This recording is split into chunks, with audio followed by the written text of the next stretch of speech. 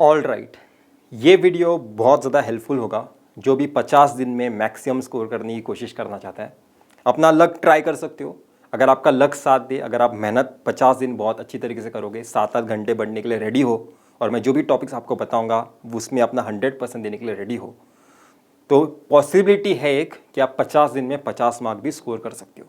पर ज़्यादा पॉसिबिलिटी किसकी है सर? आप 30 मार्क तो स्कोर कर लोगे, ये मैं आपको ज़्यादा प्रोबेबिलिटी बता सकता हूँ। तो ये वीडियो किसके लिए हेल्पफुल रहेगा sir? Electronics, electrical, instrumentation, mechanical, civil, CSC.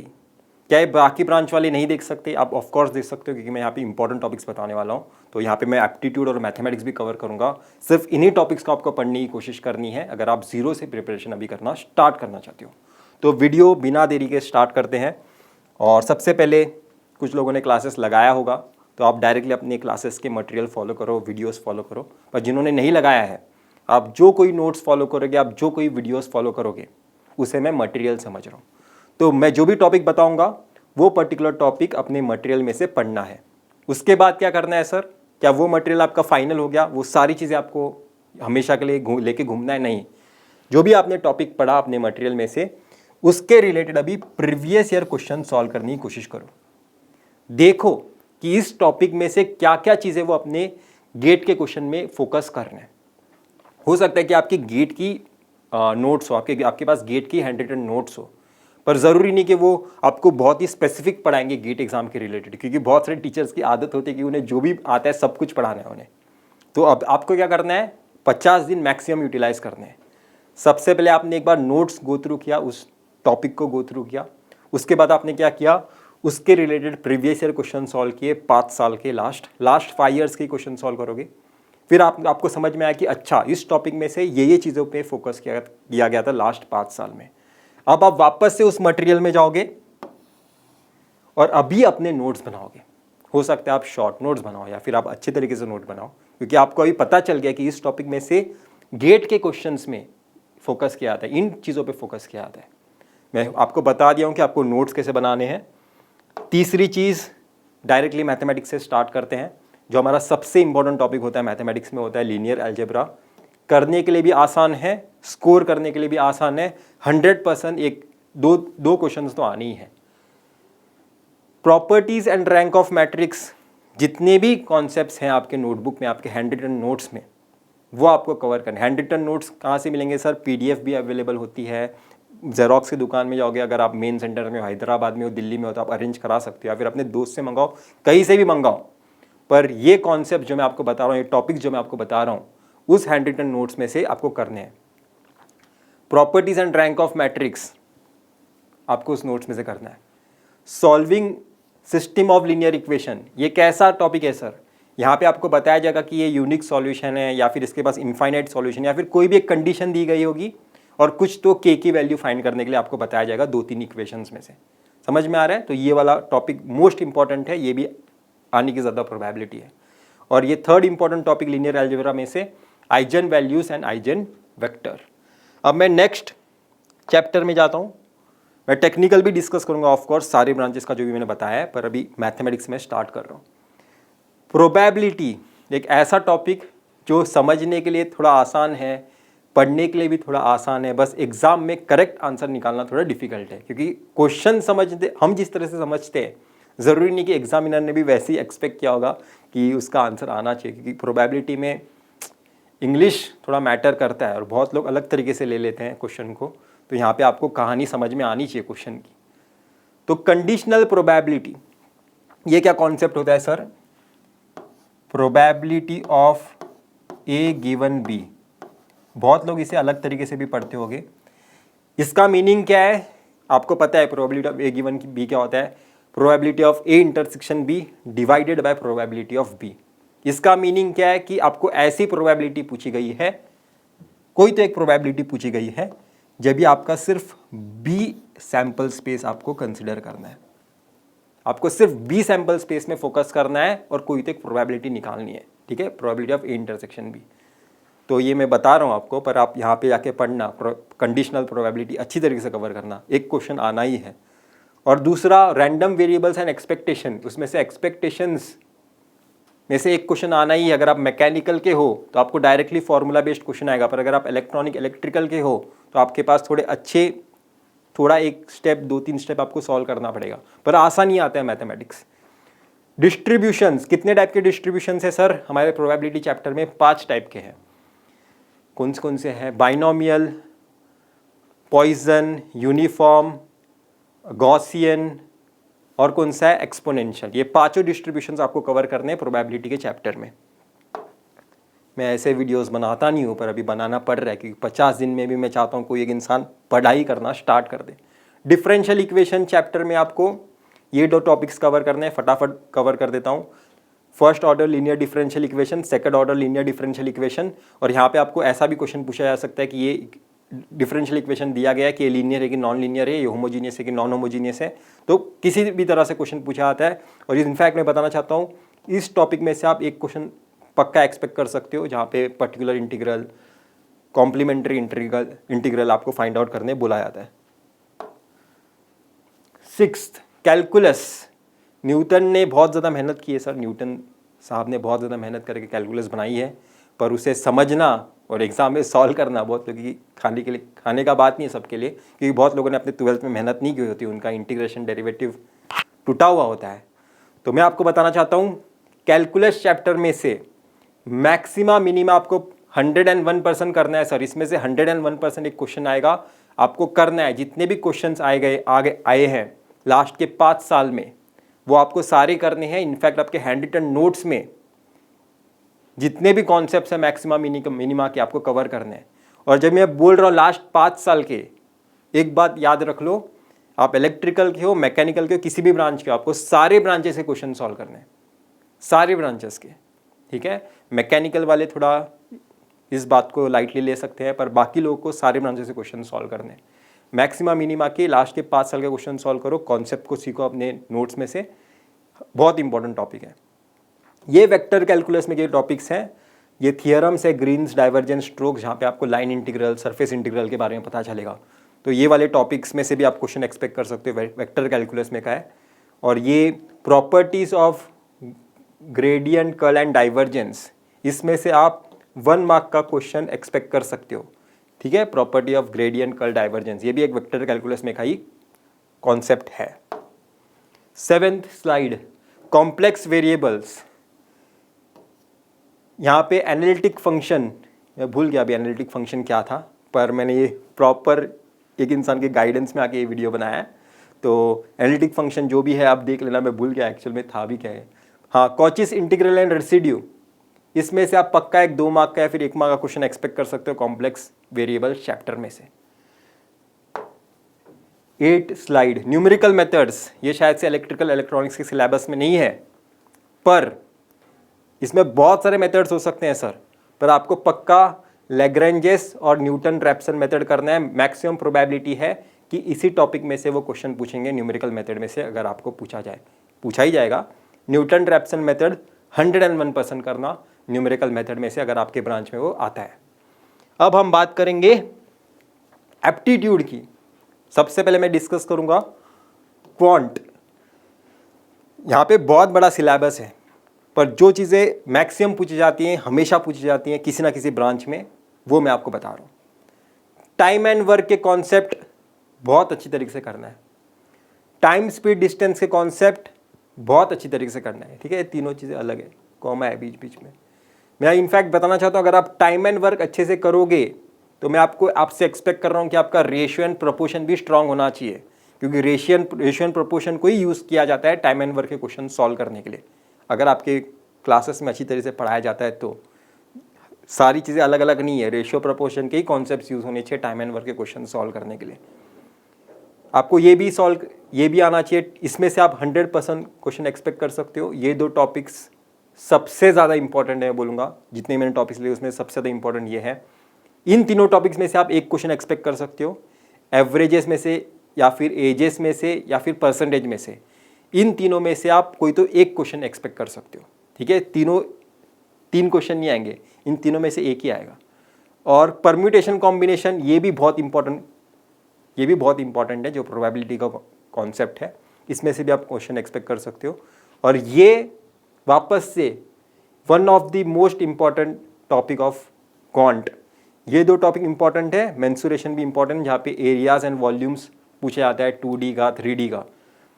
Number system भी इंपॉर्टेंट है सर, पर नंबर सिस्टम इतना बड़ा टॉपिक है कि उसे कवर करना भी बहुत ज़्यादा डिफिकल्ट होगा बहुत सारे लोगों के लिए, तो मैं ज़्यादा इस पर बातें नहीं करना चाहता हूँ। पर मैं आपको बताना चाहता हूँ इक्वेशंस कुछ तो पूछे जाएंगे, मॉड्यूलस के साथ आपको क्या होता है जब A+B+C मॉड में होगा, उसके क्या क्या कंडीशंस होने चाहिए, ठीक है। कुछ तो वैसे क्वेश्चन आते हैं नंबर सिस्टम में से, प्रोग्रेशन में से कुछ क्वेश्चन आएंगे, लॉगरिथमिक में से हो सकता है क्वेश्चन आए, तो नंबर सिस्टम टॉपिक आएगा। पर वो टॉपिक ही इतना बड़ा है कि उसमें से क्या पढ़ना है और क्या छोड़ना है वो भी बहुत बड़ी पहेली है। तो जितने भी प्रीवियस ईयर क्वेश्चन आए हैं लास्ट के 5 साल में वो आप सॉल्व करने की कोशिश कर सकते हो, पर ज़्यादा टेंशन मत लो इस नंबर सिस्टम टॉपिक के लिए, पर ये टॉपिक्स आपको अच्छी तरह से करने हैं। 10th slide, aptitude, analytic, direction. मैं अपने घर से बाहर निकला, बाद में मैं नॉर्थ में गया, बाद में मैं 5 किलोमीटर चल के साउथ में गया, ठीक है। ऐसे ऐसे कुछ भी क्वेश्चन फ्रेम किए आते हैं, बाद में आप एंड में कहाँ पे पहुँचोगे ऐसे कुछ भी क्वेश्चन अरेंज किए जाते हैं। तो ये वाले क्वेश्चन थोड़ा देख लेना, डायरेक्शन वाले। और एक कंक्लूजन, ठीक है, मैं इसे प्रोनाउंस नहीं कर पाऊँगा इसलिए मैं बोल रहा भी नहीं हूँ। कैसे क्वेश्चन हो गए सर ये? ऐसे कॉन्सेप्ट जहाँ पे आपको 2-3 स्टेटमेंट दिया जाएगा और आपको उसमें से कंक्लूजन क्या होगा प्रेडिक्ट करने के लिए बताया जाएगा ऑप्शन में से। बेस्ट कंक्लूड आप कैसे करोगे, या फिर आपको एक स्टोरी बताई जाएगी और उसमें से आपको कंक्लूड करना है एक स्टेटमेंट जो भी ऑप्शन में से आपको बेस्ट लगे।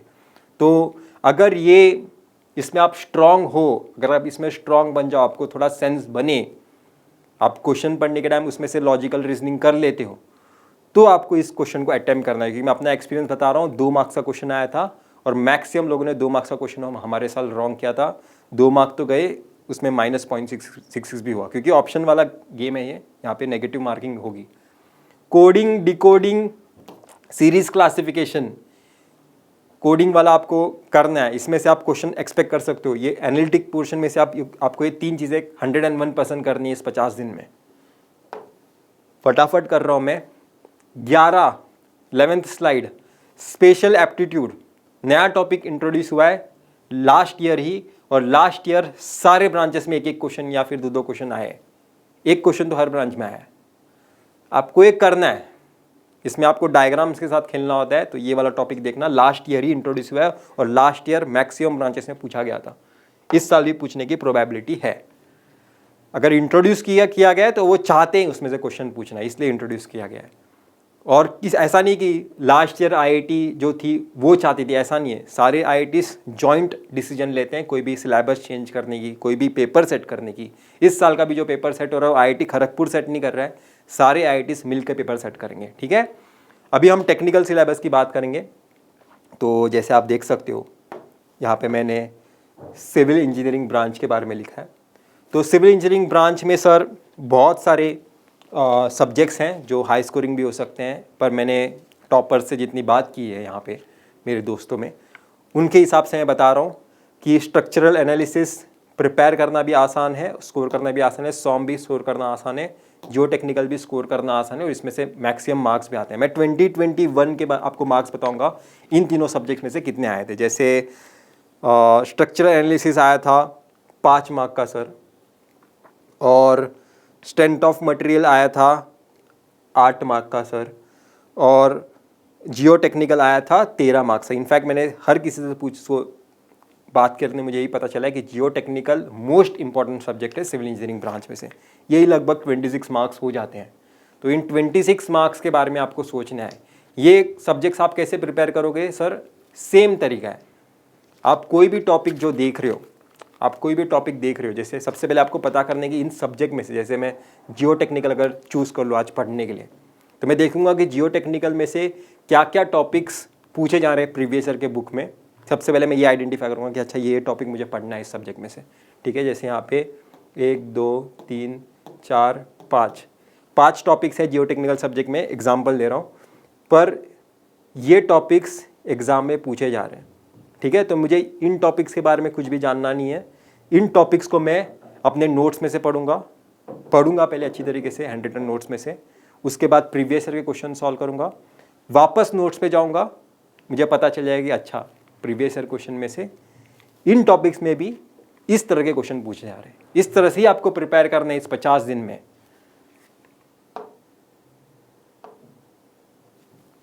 मैकेनिकल सर, मैकेनिकल में के मैक्सिमम क्राउड होती है हर जगह। तो थर्मोडायनेमिक्स कितने मार्क्स का आया था सर? थर्मोडायनेमिक्स आया था 10 मार्क का, और स्टॉर्म आया था 8 मार्क का, और सॉम आया था 6 मार्क का। ये भी 24 मार्क्स लगभग हो जाते हैं। तो आप समझ सकते हो कि मैथमेटिक्स एप्टीट्यूड खुद कितने मार्क्स का था? 15-13, खुद ही 25 मार्क्स से ज़्यादा है। और सिविल मैकेनिकल का दोनों पोर्शन मैंने बताया 25-25 मार्क का लगभग है। तो आप सोच सकते हो कि 50 मार्क का यहाँ पे हम प्रिपरेशन कर रहे हैं, पर एटलीस्ट आप इसमें से 30+ लाने की कोशिश तो पक्का कर सकते हो। अगर आपका लक साथ दे, आपका नसीब बहुत ज़्यादा तगड़ा हो, तो आप 50 मार्क भी स्कोर कर लोगे। अभी मैं बात कर रहा हूँ CSE ब्रांच की। CSE ब्रांच में डेटा स्ट्रक्चर आसान है करना, कंप्यूटर नेटवर्क आसान है करना, और ज़्यादा मार्क्स के लिए भी आता है।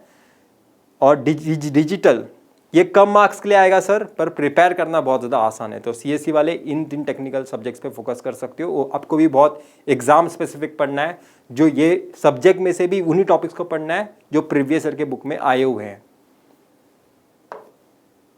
15 इलेक्ट्रिकल, इलेक्ट्रॉनिक इंस्ट्रूमेंटेशन, तीनों के लिए मैं सेम बता रहा हूँ। आपको नेटवर्क थ्योरी में फोकस करना है, कंट्रोल्स में फोकस करना है, डिजिटल में फोकस करना है। मैं आपको और एक्स्ट्रा टिप दूंगा इस वीडियो के एंडिंग में आते आते, पर सबसे पहले मैं आपको कुछ चीज़ें क्लियर करना चाहता हूँ सारे ब्रांचेस के लिए।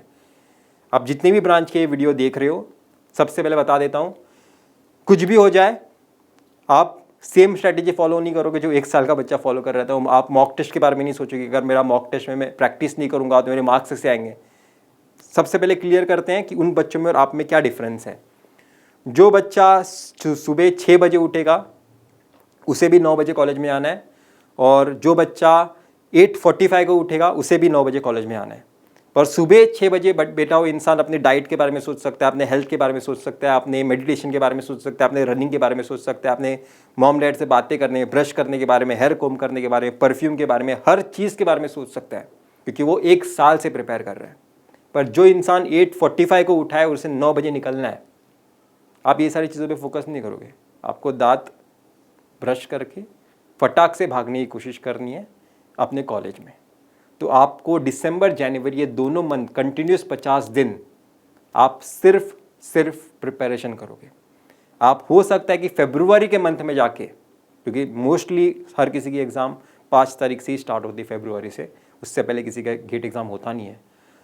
दिसंबर जनवरी के दोनों मंथ्स आपको यूज़ करने, 50 दिन आपको यूज़ करने हैं सिर्फ प्रिपरेशन करने में। फरवरी में 1 या फिर 2 मॉक टेस्ट दे सकते हो, उसके अलावा आपको 10 मॉक टेस्ट, 15 मॉक टेस्ट देने की ज़रूरत नहीं, जो मैं मैक्सिमम लोग को सजेस्ट करता हूँ, 6 मंथ वालों को, 1 साल वालों को। पर आपकी केस अलग है, आपको सिर्फ फरवरी में 2 मॉक टेस्ट देने हैं।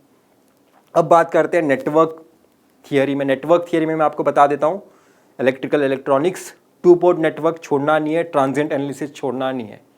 और थियरम्स में से आप गलती से आता है, अभी पहले हमेशा आता था, अब गलती से आता है, पर 2 port network, transient analysis must question आएंगे ही आएंगे। एसी एनालिसिस में भी आएंगे, एसी एनालिसिस के भी क्वेश्चन देख लो। एसी एनालिसिस में 1 मार्क के क्वेश्चन, 2 मार्क के क्वेश्चन आ जाते हैं। कंट्रोल्स में आपको मैं कुछ कॉन्सेप्ट बता देता हूँ। स्टेडी स्टेट SSA शायद है, स्टेडी स्टेट एनालिसिस या फिर स्टेडी स्पेस एनालिसिस कुछ तो है, ठीक है, जहाँ पे कंट्रोलेबल है क्या, ऑब्जर्वेबल है क्या, ये चीज़ें पूछी जाती हैं। कंट्रोलेबल है कि ऑब्जर्वेबल है, ये वाला कॉन्सेप्ट कंट्रोल सिस्टम से आना मस्ट है। और एक ब्लॉक डायग्राम या फिर सिग्नल फ्लो ग्राफ में से भी आना मस्ट है। पर आप और भी अच्छी तरीके से अपना रिसर्च कर सकते हो, कि मैं भूल गया हूँ अपने कॉन्सेप्ट्स जो आते थे। डिजिटल में से, सिक्वेंशियल सर्किट में से क्वेश्चन आना मस्ट है, और बुलियन अलजेब्रा में से भी क्वेश्चन आना मस्ट है, मक्स में से क्वेश्चन आना मस्ट है, ठीक है। तो ये सब्जेक्ट भी प्रिपेयर करने के लिए थॉरली आसानी है। अगर आप प्रीवियस ईयर क्वेश्चन के बुक देखोगे, उसमें टॉपिक्स आइडेंटिफाई करोगे, वही टॉपिक्स अगर प्रिपेयर करने की कोशिश भी करोगे, तो आप आराम से कवर कर सकते हो। कुछ डिफ़िकल्ट नहीं है, क्योंकि आपको यहाँ पे प्रैक्टिस के बारे में सोचना नहीं है, टेस्ट सीरीज़ के बारे में सोचना नहीं है, कुछ भी सोचना नहीं है, सिर्फ प्रिपरेशन करना है। तो सर इस तरह से आपको प्रिपेयर करना है, और ये कुछ टॉपिक्स हैं जो आपको सोचने की ज़रूरत है। पढ़ने की ज़रूरत है, सॉरी 16 स्लाइड कुछ भी नहीं है, पर मैं आपको कुछ बताना चाहता हूँ। अभी के टाइम पे आपका रिवीजन का इशू होगा, पर मैं आपको बताना चाहता हूँ कि समझो आपका एप्टीट्यूड पढ़ के हो गया, आपका एप्टीट्यूड पढ़ के हो गया कुछ तो दिनों में, उसके बाद आपने मैथमेटिक्स स्टार्ट कर दिया, आपने मैथमेटिक्स स्टार्ट कर दिया, तो मैथमेटिक्स खत्म होने के बाद तुरंत दूसरा सब्जेक्ट स्टार्ट नहीं करना है अपना टेक्निकल, नहीं, यहाँ पे सबसे पहले एक छोटा सा टाइम लेना ताकि आप एप्टीट्यूड का जो भी आपने नोट्स बनाया है वो रिवाइज करो। फास्ट रिवीजन होना चाहिए, आप 2-3 दिन नहीं ले सकते, 4 घंटे में 3 घंटे में रिवाइज कर दो एप्टीट्यूड का जो भी आपने नोट्स बनाया वो। उसके बाद आप सब्जेक्ट 1 चूज करो, आपका टेक्निकल। सब्जेक्ट 1 खत्म होने के बाद तुरंत सब्जेक्ट 2 आप चूज नहीं करोगे, आप क्या करोगे, वापस से आपका एप्टीट्यूड फटाक से रिवाइज करोगे। पर आपने एप्टीट्यूड का नोट्स पहले भी एक बार रिवाइज किया है तो अभी आपको थोड़ा कम टाइम लगेगा, और साथ ही साथ आपको मैथमेटिक्स का भी नोट्स रिवाइज करना है, ये भी आपको 3-4 घंटे में खत्म करना है। इसके बाद आप सब्जेक्ट 2 में जाओगे, मतलब कोई भी सब्जेक्ट खत्म होने के बाद जितने भी मेरे पहले सब्जेक्ट्स हो चुके हैं वो मुझे पक्का रिवाइज करना है। 50 दिन में 50 मार्क लाना आइडियल सिचुएशन है सर, डिफ़िकल्ट सिचुएशन है, पर एक पॉसिबिलिटी है, और अगर मेहनत करने का आपको चांस मिला है तो क्यों नहीं, वैसे भी कुछ करोगे तो नहीं, बस ऐसे ही सोचोगे कि मैं क्यों 6 महीने पहले प्रिपेयर नहीं किया, मैंने 1 साल पहले प्रिपेयर नहीं किया। उससे अच्छा है कि प्रिपेयर करने की कोशिश करते हैं, इससे आसान तरीका, इससे मैं आपको खुश कर सकता हूँ ऐसा बड़ा बड़ा टाइम टेबल बना के कि ये 2 दिन में करो, ये 4 दिन में करो, ये 3 दिन में, ये 3 घंटे में, पर वो कुछ आप अप्लाई नहीं कर पाओगे। अगर अप्लाई नहीं कर पाओगे तो आप डिमोटिवेट होकर चले जाओगे, 2 दिन में ही चले जाओगे, 50 दिन की स्ट्रैटेजी 2 दिन में ही खत्म हो जाएगी। इसलिए मैं आपको एक्चुअल चीज़ बता रहा हूँ, ये आपको फ्लो फॉलो करना है, ये प्रोसेस है करने की, और ये इन सब्जेक्ट्स में से ये टॉपिक्स है आपको जो करने चाहिए फोकस। इसमें से आप ये सारे टॉपिक्स कवर कर पाओगे क्या, वो भी मुझे पता नहीं है, वो पर्सन टू पर्सन वैरी करेगा, पर आप करने की कोशिश कर सकते हो इन 50 दिन में, जितने ही पॉसिबल टॉपिक्स आप कर सकते हो। तो सर मैं इस बुक में कुछ सब्जेक्ट्स हैं और सब्जेक्ट्स का वेटेज दिया गया है, ये एस एकेडमी का एक बुकलेट है जो मुझे हाल ही में मिला था, तो वो मैं फ़ोटो निकाल के दे दूंगा आपको, आप रेफ़र कर सकते हो। एस एकेडमी के हैंड रिटन नोट्स भी PDF फॉर्म में कहीं भी मिल सकते तो आप रेफ़र कर सकते हो। और रही बात, अगर आपको मज़ा आ जाए गेट एग्ज़ाम की प्रिपरेशन करते करते, आपको लगेगा 50 दिन में मैं इतना कर सकता हूँ तो मैं अगले साल कितना कर सकता हूँ यार, अगले साल तो मैं रैंक निकाल सकता हूँ। अगर आप चाहते हो किसी कोचिंग का हेल्प लेने के लिए, आप एस एकेडमी ज्वाइन कर सकते हो। एस एकेडमी का ऑनलाइन हो, लाइव हो, या फिर ऑफलाइन क्लासेस हो, कोई भी रिकॉर्ड कोई भी ले सकते हो, बेस्ट है, क्योंकि मैंने भी वहाँ से ही कोचिंग की है, इसलिए मैं भी वही आपको रिकमेंड कर रहा हूँ। रिकॉर्डेड वीडियोस किसके लिए बेस्ट होगा सर, जो अपना टाइम टेबल खुद बनाना चाहता है, जो क्लासेस में नहीं जाना चाहता, किसी प्रोफेसर के लिए रुकना नहीं चाहता कि वो प्रोफेसर अभी पढ़ाएगा तब मैं पढ़ना स्टार्ट करूँगा, वो चाहता है कि मैं अपने स्पीड में चलूँ, अगर मुझे समझ में नहीं आया तो वापस पीछे जाके वापस लेक्चर देखूँ, तो उनके लिए रिकॉर्डेड वीडियोस बेस्ट होंगे। लाइव लेक्चर किन के लिए बेस्ट होंगे सर, कि मैं डिसिप्लिन में नहीं आता हूँ सर, मैं बहुत कामचोर इंसान हूँ, अगर मेरे पे कोई वॉच नहीं रखेगा तो मैं पढ़ूंगा नहीं, मैं हर दिन कंपटीशन फील करना चाहता हूँ, हर दिन मैं जितना मुझे प्रोफेसर बताएगा उतना ही करना चाहता हूँ, मैं अपना दिमाग ज़्यादा चलाना नहीं चाहता, तो उनके लिए लाइव लेक्चर बेस्ट होगा। ऑफलाइन लेक्चर किन के लिए बेस्ट होगा सर, जो ड्रॉप लेके प्रिपेयर कर रहे हैं, या फिर आपके नज़दीकी कोई सेंटर है, हैदराबाद, दिल्ली, पुणे, वाइजैग, विजयवाड़ा में, तो आप एस एकेडमी के ऑफलाइन सेंटर में जा सकते हो। तो सर मैंने आपको सारी चीज़ें बता दी है। अगर आपको ये वीडियो पसंद आता है तो आप इस वीडियो को लाइक कर सकते हो, अगर आपको वीडियो पसंद नहीं आता है इस वीडियो को डिसलाइक करो, पर कमेंट पक्का करना। तो इतना ही था इस वीडियो में, हम फिर मिलेंगे किसी वीडियो के साथ। Till then.